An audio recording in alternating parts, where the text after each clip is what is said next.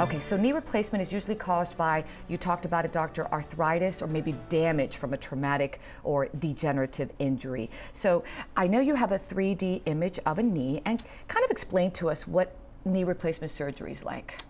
Sure.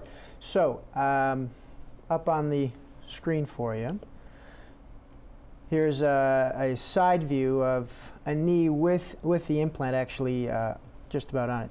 This is the femur. This is the tibia, and this is the patella, or the kneecap. Remember when I talked about knee replacement being a surface replacement?